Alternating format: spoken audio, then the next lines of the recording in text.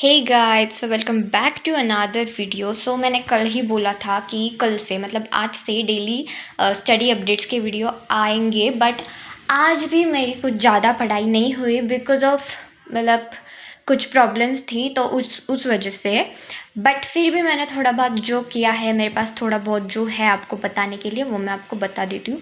तो मेरे पास बहुत कम टाइम बचा था, बट मतलब डे वेस्ट हो चुका था। बट फिर भी मैंने सोचा कुछ तो कर लेते हैं, तो इस वजह से मैंने न्यू चैप्टर वगैरह स्टार्ट करने से अच्छा सोचा कि मैं रिवीजन ही कर लूँ, बिकॉज रिवीजन बहुत इंपॉर्टेंट है। मतलब ऐसा नहीं होना चाहिए कि हम आगे आगे बस सिलेबस ख़त्म करते चले जाए और जो जो हमने किया है ऑलरेडी वो हम भूल जाए। ऐसा बिल्कुल नहीं होना चाहिए। सो इस वजह से रिवीजन बहुत इंपॉर्टेंट है। वीक में एक बार तो रिवीजन करना ही चाहिए। बट मैं आपको बता दूं कि मैंने अब तक ना मतलब एक भी बार रिवीजन ऐसे नहीं किया है प्रॉपर वे में। मतलब कोई चैप्टर हो जाए, मतलब 2-3 चैप्टर ही मैंने रिवाइज किए थे, जितने मेरे हो चुके हैं उतने में से। वो भी वो चैप्टर जब मेरा हो चुका उसके बाद 3-4 दिनों बाद मैंने एक बार उसका रिवीजन वगैरह किया था। ऐसा मैंने बस 2-3 चैप्टर के लिए किया। देन मैंने एक भी चैप्टर फिर रिवाइज नहीं किया। मैंने रिवीजन बिल्कुल भी रिवीजन पे ध्यान नहीं दिया।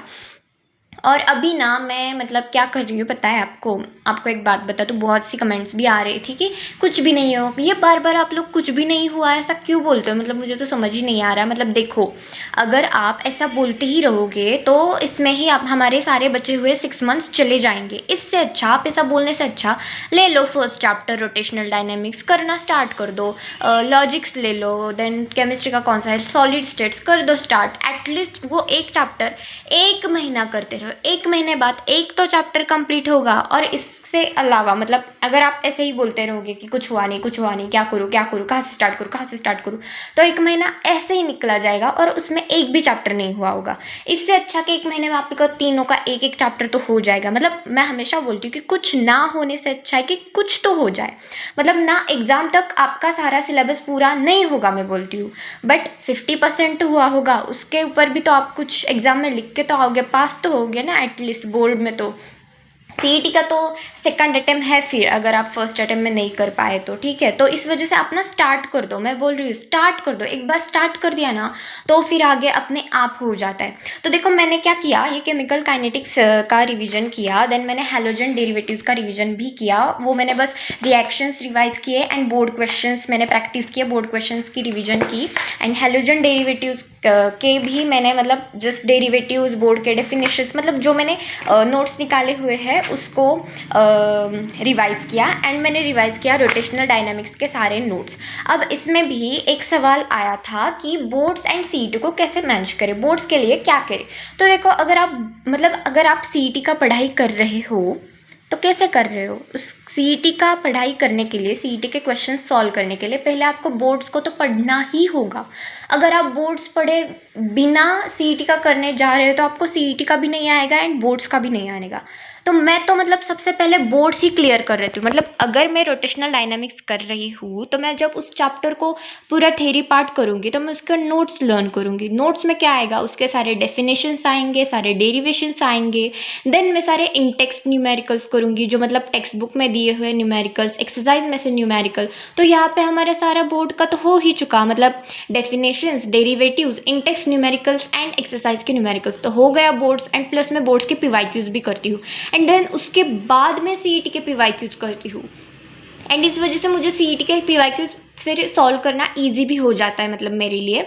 तो आप भी ऐसा ही करो। मतलब जब तक आप बोर्ड्स का नहीं करोगे ना, आप सीईटी पे जाओ ही मत, पहले आप बोर्ड्स ही अच्छे से कर लो। एंड केमिस्ट्री का तो मैंने बहुत नोटिस किया है कि मतलब एक्सरसाइज में से कुछ कुछ एमसीक्यूज मतलब एज इट इज़ है सीईटी के पीवाईक्यूज में।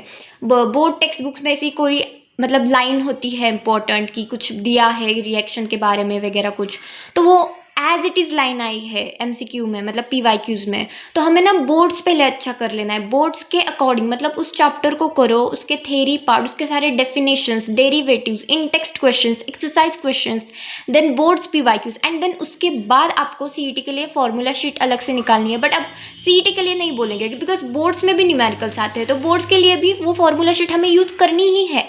एंड देन उससे ही हम अच्छे से करके फिर थोड़े हार्ड लेवल के न्यूमेरिकल्स करके हम सीईटी की प्रिपरेशन करेंगे, देन सीईटी के पीवाईक्यूज करेंगे। तो देखो, अगर बोर्ड्स किया तो ही सीईटी हो पाएगा। तो ऐसा नहीं है कि बोर्ड्स कैसे करे सीईटी कैसे करे, दोनों एक ही है, सिलेबस एक ही है। एंड पहले बोर्ड्स का करना है देन सीईटी का करना है, ठीक है। मतलब ऐसा नहीं पहले बोर्ड्स का सारा सिलेबस कर लो देन सीईटी का कर लो, नो नो नो, एक एक चैप्टर ले रहे हो ना। रोटेशनल डायनेमिक्स लिया, बोर्ड के हिसाब से पूरा अच्छे से कवर कर लिया, देन सीईटी के हिसाब से कर लो, ऐसे करना है। एंड और एक बात मैं, हाँ, तो अभी मैं रिवीजन स्टार्ट कर रही हूँ। तो मैं रिवीजन फर्स्ट चैप्टर से स्टार्ट करूँगी, मतलब मैथमेटिकल लॉजिक से आज से स्टार्ट कर रही हूँ। एंड जिन्होंने कुछ नहीं किया तो न्यू इंडियन ईरा पे जो अभी न्यू चैलेंज स्टार्ट हो रहा है, कल से ही हो चुका है, आई थिंक 2-3 दिनों से ही हो चुका है। डेली एक एक चैप्टर ले रहे हैं सर। ऑलरेडी कल ही सर ने आई थिंक मैथमेटिकल लॉजिक्स कल ही कंप्लीट कर लिया है, तो आज मैं उनके साथ वो कर लूँगी। एंड फिर आज जो लेंगे वो लाइव, वो मैं कल कर लूँगी। तो इस तरह से मतलब मैं डेली मैथ्स का, मतलब एटलीस्ट डेली में कोई भी 2 सब्जेक्ट का एक चैप्टर पूरी तरह से रिवाइज हो जाए, ऐसा ही करूँगी। एंड एक कोई न्यू चैप्टर हो जाएगा तो मतलब अब तो टाइम के अकॉर्डिंग है, एंड वो चैप्टर कितना लेंदी है, कितना हार्ड है, कितना ईजी है, इस पर डिपेंड रहेगा कि एक दिन में कितने चैप्टर हो पाएंगे। बट मैं ज़्यादा से ज़्यादा सिलेबस करने का मतलब ट्राई करूँगी, बिकॉज मैं सोच रही हूँ कि जल्द से जल्द सिलेबस एक बार ख़त्म कर लूँ तो मैं रिविज़न बहुत अच्छे से कर पाऊँ। तो देखते हैं, जो कुछ भी होगा आपके साथ तो शेयर ही किया जाएगा। एंड आज के स्टडी अपडेट्स में तो बस इतना ही था। रोटेशनल डायनेमिक्स का रिवीजन, हैलोजन डेरिवेटिव्स के रिएक्शंस, वो सब बोर्ड्स का, एंड केमिकल काइनेटिक्स का। एंड यही थी बस कुछ आज की वीडियो। अगर आपको वीडियो अच्छी लगी हो तो वीडियो को लाइक करना, एंड इस जर्नी में मेरे साथ ज्वाइन करने के लिए चैनल को सब्सक्राइब करना। तब तक के लिए बाय, बाय बाय।